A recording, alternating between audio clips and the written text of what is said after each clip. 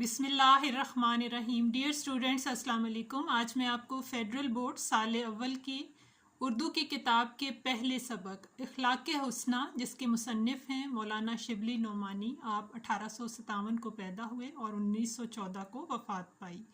آج ہم اس سبق کی مشق کریں گے۔ سوال نمبر 1 ہے، اخلاق نبوی صلی اللہ علیہ وآلہ وسلم سے اسلامی ثقافت و معاشرت کے کن کن پہلوؤں پر روشنی پڑتی ہے؟ 5 نکات مثالوں کے ساتھ تحریر کریں۔ اخلاق نبوی صلی اللہ علیہ وآلہ وسلم سے اسلامی ثقافت و معاشرت کے درج ذیل پہلوؤں پر روشنی پڑتی ہے۔ نمبر 1، باہمی محبت و احترام۔ حضور صلی اللہ علیہ وآلہ وسلم کا ارشاد ہے، اگر تم معاشرے میں امن اور لوگوں کو محبت کے ساتھ رہتے دیکھنا چاہتے ہو تو آپس میں سلام کو پھیلا دو۔ حضور صلی اللہ علیہ وآلہ وسلم کا معمول یہ تھا کہ کسی سے ملنے کے وقت ہمیشہ پہلے خود سلام و مصافحہ کرتے وقت جب تک وہ خود نہ چھوڑے اس کا ہاتھ نہ چھوڑتے۔ نمبر 2، محفل کے آداب۔ محفل میں دوسروں سے آگے نکلنے یا زیادہ جگہ لینے کی کوشش نہ کریں۔ حضور صلی اللہ علیہ وآلہ وسلم مجلس میں بیٹھتے تو آپ صلی اللہ علیہ وآلہ وسلم کے زانو کبھی ہم نشینوں سے آگے نکلے ہوئے نہ ہوتے۔ نمبر 3، مہمان نوازی۔ اخلاق نبوی صلی اللہ علیہ وآلہ وسلم ہمیں مہمان نوازی کی زندگی سے ہمیں مہمان نوازی کا درس ملتا ہے۔ ایک دفعہ نجاشی کے ہاں سے ایک سفارت آئی، آپ صلی اللہ علیہ وآلہ وسلم نے اس کو اپنے ہاں مہمان رکھا، خود بنفس نفیس مہمانداری کے تمام کام انجام دیے۔ نمبر 4، اخوت و مساوات۔ عقبہ بن عامر ایک صحابی تھے۔ ایک دفعہ حضرت صلی اللہ علیہ وآلہ وسلم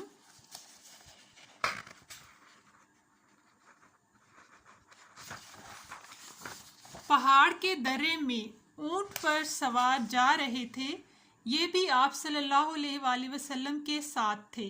حضرت صلی اللہ علیہ وآلہ وسلم نے ان سے کہا، آؤ سوار ہو لو۔ انہوں نے اس کو گستاخی سمجھا کہ رسول اللہ صلی اللہ علیہ وآلہ وسلم کو پیادہ بنا کر خود سوار ہوں۔ حضور صلی اللہ علیہ وآلہ وسلم نے دوبارہ کہا، اب انکار کرنا امتثال امر کے خلاف تھا۔ آپ صلی اللہ علیہ وآلہ وسلم اتر پڑے اور یہ سوار ہو گئے۔ نمبر 5، شفقت و محبت۔ حضور صلی اللہ علیہ وآلہ وسلم برائی کرنے والوں سے بھی اچھا سلوک کرتے اور انہیں اپنا گرویدہ بنا لیتے۔ غزوہ حنین سے واپسی پر نماز کا وقت ہوا، مؤذن نے اذان دی۔ ابو محذورہ جو اس وقت تک اسلام نہیں لائے تھے، استہزاء کرنے اور اذان کی نقل اتارنے لگے۔ حضرت محمد صلی اللہ علیہ وآلہ وسلم نے ایک ایک کو پاس بلا کر اذان کہلوائی۔ ابو محذورہ خوش لہن تھے، ان کے سر پر ہاتھ پھیرا اور برکت کے لیے دعا کی، پھر اس کو اذان سکھا کر فرمایا، جاؤ اسی طرح حرم میں اذان دیا کرنا۔ سوال نمبر 2 ہے، سبق کے پڑھے گئے درج ذیل حصے کو دہراتے ہوئے حوالوں اور دلائل کے ساتھ اظہار کریں، جبکہ آخر میں دی گئی جزیات کو پیش نظر رکھ کر تبصرہ بھی کریں۔ یہ سوال آپ کا سوال نمبر 2 ہے۔ اس کے 2 اقتباسات آپ کی کتاب میں دیے گئے ہیں، جو میں آپ کو آپ کی کتاب سے پڑھ کر سناتی ہوں۔ اس کو نمبر 1 ہے، عباد بن شرجیل مدینہ میں ایک صاحب تھے۔ ایک دفعہ قحط پڑا اور بھوک کی حالت میں ایک باغ میں گھس گئے اور خوشے توڑ کر کچھ کھائے، کچھ دامن میں رکھ لیے۔ باغ کے مالک کو معلوم ہوا تو اس نے آ کر ان کو مارا اور کپڑے اتروا لیے۔ یہ حضرت صلی اللہ علیہ وآلہ وسلم کے پاس شکایت لے کر آئے، مدعا علیہ بھی ساتھ تھا۔ آپ صلی اللہ علیہ وآلہ وسلم نے اس کی طرف مخاطب ہو کر فرمایا، یہ جاہل تھا، اس کو تعلیم دینی تھی، یہ بھوکا تھا، اس کو کھانا کھلانا تھا۔ یہ کہہ کر کپڑے واپس دلوائے اور 60 سا غلہ اپنے پاس سے عنایت فرمایا۔ اس اقتباس میں بتایا گیا ہے کہ نبی اکرم صلی اللہ علیہ وآلہ وسلم کس طرح بھوکوں کی مدد فرماتے تھے۔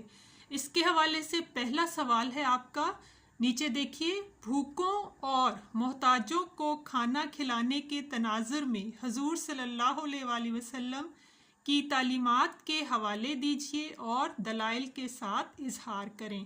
اس میں آپ خود سے بھی مثالیں دے سکتے ہیں۔ میں نے آپ کے لیے جو جواب لکھا ہے وہ یہ ہے، جواب نمبر 1 اس سوال کا جواب ہے، حضور صلی اللہ علیہ وآلہ وسلم نے بھوکوں اور محتاجوں کو کھانا کھلانے کی ترغیب دی ہے۔ ایک مرتبہ آپ صلی اللہ علیہ وآلہ وسلم اپنے نواسوں کے ساتھ عید کی نماز پڑھنے جا رہے تھے۔ راستے میں ایک یتیم بچہ ملا جس کے کپڑے پھٹے پرانے تھے۔ آپ صلی اللہ علیہ وسلم اسے گھر لے آئے، اسے کھانا کھلایا اور حسن و حسین کے کپڑے اسے پہنائے۔ اسی طرح حضور صلی اللہ علیہ وآلہ وسلم کی زندگی سے کئی مثالیں ملتی ہیں جس میں بھوکوں کو کھانا کھلانے کا حکم دیا گیا ہے۔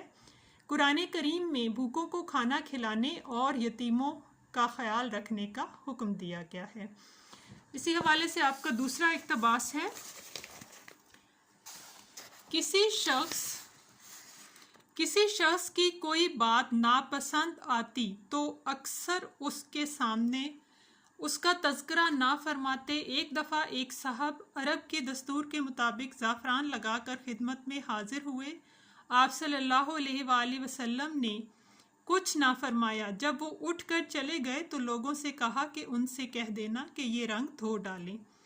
ایک دفعہ ایک شخص نے باریابی کی اجازت چاہی۔ آپ صلی اللہ علیہ وآلہ وسلم نے فرمایا، اچھا آنے دو، وہ اپنے قبیلے کا اچھا آدمی نہیں ہے۔ لیکن جب وہ خدمت مبارک میں حاضر ہوا تو نہایت نرمی کے ساتھ اس سے گفتگو فرمائی۔ حضرت عائشہ رضی اللہ عنہ کو اس پر تعجب ہوا۔ آپ صلی اللہ علیہ وآلہ وسلم نے فرمایا، خدا کے نزدیک سب سے برا وہ شخص ہے جس کی بد زبانی کی وجہ سے لوگ اس سے ملنا جلنا چھوڑ دیں۔ یہ ہے بروں سے بھلائی۔ حضور صلی اللہ علیہ وآلہ وسلم نہ صرف لوگوں کے ساتھ بھلائی کرتے، نرمی سے پیش آتے، بلکہ بد زبان اور برے لوگوں کے ساتھ بھی ہمیشہ اچھا معاملہ فرماتے۔ اس حوالے سے آپ کا دوسرا سوال ہے، محفل میں اگر کسی کی بات پسند نہ آئے تو ہمیں رد عمل میں کس قسم کا اظہار کرنا چاہیے؟